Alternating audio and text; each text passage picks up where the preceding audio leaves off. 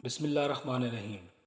حضرت انس رضی اللہ تعالیٰ عنہ بیان کرتے ہیں، رسول اللہ صلی اللہ علیہ وآلہ وسلم نے فرمایا، تم میں سے کوئی شخص کسی تکلیف پہنچنے پر موت کی تمنا نہ کرے۔ اگر اس کو ضرور کہنا ہے تو وہ یوں کہے، اے اللہ، جب تک میرا زندہ رہنا میرے لیے بہتر ہے تب تک مجھے زندہ رکھنا، اور جب وفات میرے لیے بہتر ہو تب مجھے دنیا سے اٹھا لینا۔ مشکوٰۃ المصابیح، حدیث نمبر 1600۔ حضرت عبادہ بن صامت بیان کرتے ہیں، رسول اللہ صلی اللہ علیہ وآلہ وسلم نے فرمایا، جو شخص اللہ سے ملاقات کرنا پسند کرتا ہے تو اللہ اس کی ملاقات کو پسند کرتا ہے۔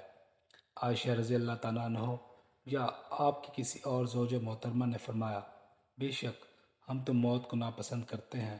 آپ صلی اللہ علیہ وآلہ وسلم نے فرمایا، یہ بات نہیں ہے، بلکہ مومن کو موت آتی ہے تو اسے اللہ کی رضا مندی اور اس کی عزت افزائی کی بشارت دی جاتی ہے، پھر جو اس کے آگے ہونے والا ہوتا ہے وہ اسے سب سے زیادہ محبوب ہوتا ہے، لہٰذا وہ اللہ سے ملاقات کرنا پسند کرتا ہے اور اللہ اس سے ملاقات کرنا پسند کرتا ہے۔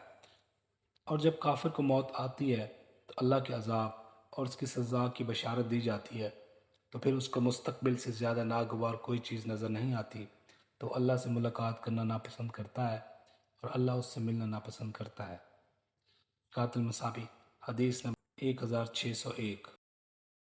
حضرت ابو فتاتہ حدیث بیان کرتے ہیں، رسول اللہ صلی اللہ علیہ وآلہ وسلم کے پاس سے ایک جنازہ گزرا تو آپ صلی اللہ علیہ وآلہ وسلم نے فرمایا، یہ راحت پا گیا کہ دوسرے اس سے راحت پا گئے۔ صحابہ نے عرض کیا، اللہ کے رسول، یہ راحت پا گیا کہ دوسرے اس سے راحت پا گئے، اس سے کیا مراد ہے؟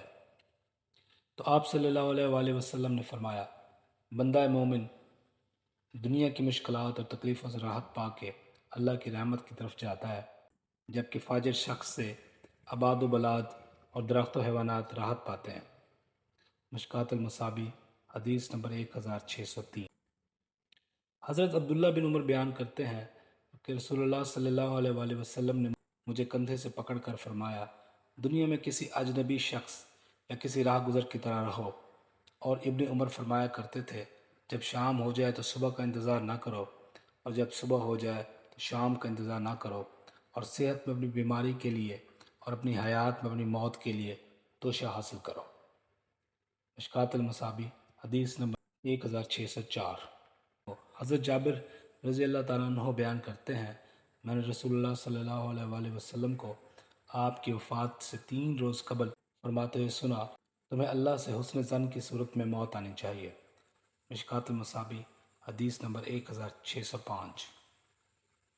حضرت ابو ہریرہ رضی اللہ تعالیٰ عنہ بیان کرتے ہیں، رسول اللہ صلی اللہ علیہ وآلہ وسلم نے فرمایا، لذتوں کو کاٹ دینے والی موت کو کثرت سے یاد کیا کرو۔ مشکوٰۃ المصابیح، حدیث نمبر 1607۔ حضرت انس رضی اللہ تعالیٰ عنہ بیان کرتے ہیں، نبی کریم صلی اللہ علیہ وآلہ وسلم ایک نوجوان شخص کے پاس گئے جبکہ وہ نرخ کی حالت میں تھا۔ آپ نے فرمایا، تم کیسا محسوس کرتے ہو؟ اس نے عرض کیا، اللہ کے رسول، میں اللہ سے امید رکھتا ہوں اور اپنے گناہوں سے ڈرتا ہوں۔ رسول اللہ صلی اللہ علیہ وآلہ وسلم نے فرمایا، ایسے موقع پر کسی بندے کے دل میں 2 چیزیں امید اور خوف اکٹھی ہو جائیں تو اللہ اسے وہ چیز عطا فرما دیتا ہے جس کی وہ امید کرتا ہے، اور جس چیز سے وہ ڈرتا ہے اس سے اسے بے خوف کر دیتا ہے۔ مشکوٰۃ المصابیح، حدیث نمبر 1612۔